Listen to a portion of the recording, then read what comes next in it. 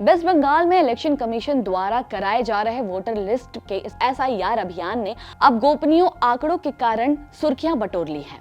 2002 की मतदाता सूची की जांच में ऐसे चौंकाने वाले तथ्य सामने आए हैं जो राज्य की चुनावी प्रक्रिया की वफादारी पर सीधे सवाल खड़े कर रहे हैं। चुनाव आयोग के इंटरनल एनालिसिस में लाखों वोटर्स के पारिवारिक विवरण, खासकर पिता, माता और दादा से जुड़ी जानकारियों में गंभीर अनप्रेडिक्टेबिलिटी पाई गई है। ये डेटा केवल टेक्निकल एरर्स का संकेत नहीं देते, बल्कि बड़े पैमाने पर गलत या सस्पिशियस एंट्रीज की संभावना भी बढ़ा देते हैं। नमस्कार, मैं साक्षी सिंह और आप देख रहे हैं एबीपी लाइव।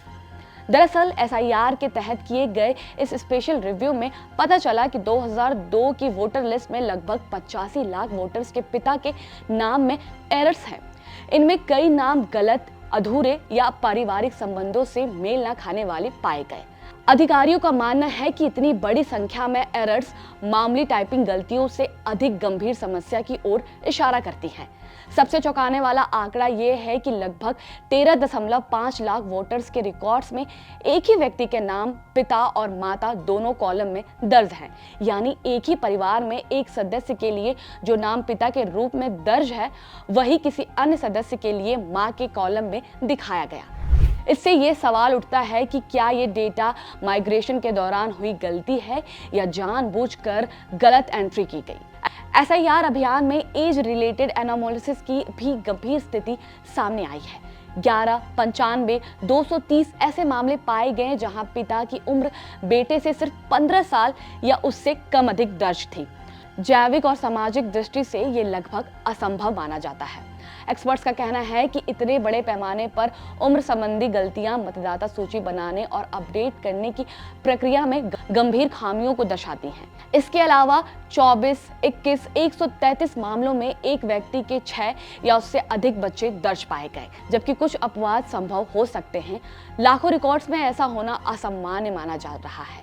चुनाव आयोग के सूत्रों के अनुसार ये संकेत देता है कि एक ही व्यक्ति की पहचान का इस्तेमाल कई वोटर्स के लिए किया गया हो सकता है या परिवार के सदस्यों की एंट्री में गहन गड़बड़ी हुई है। एक और चौंकाने वाला तथ्य ये है कि 3, 29, 152 वोटर्स के रिकॉर्ड में दादा की उम्र पोते से 40 साल से भी कम अधिक दर्ज है।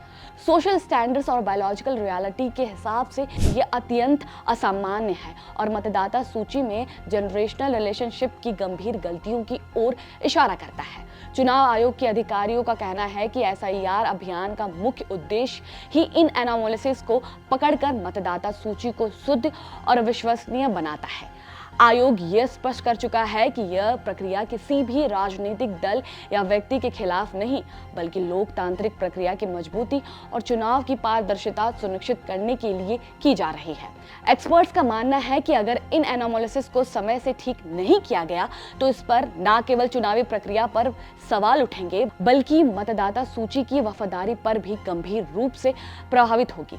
एसआईआर अभियान में सामने आए ये आंकड़े ये दिखाते हैं कि वोटर्स डेटा के डिजिटलाइजेशन, अपडेट और वेरिफिकेशन की प्रक्रिया की और अधिक मजबूत, सटीक और पारदर्शी बनाने की जरूरत है। इस तरह वेस्ट बंगाल का एसआईआर अभियान न केवल वोटर लिस्ट की गुणवत्ता सुधारने की दिशा में महत्वपूर्ण कदम है, बल्कि ये चुनावी प्रक्रिया में विश्वास और पारदर्शिता बनाए रखने का एक प्रयास है। लाखों रिकॉर्ड्स में पाए गए इनकंसिस्टेंट डाटा ये संकेत देते हैं कि चुनाव आयोग को डेटा एंट्री और वेरिफिकेशन की प्रक्रिया में और अधिक सावधानी बरतनी होगी, ताकि भविष्य में कोई भी एरर्स लोकतंत्र की प्रक्रिया को प्रभावित ना कर सके।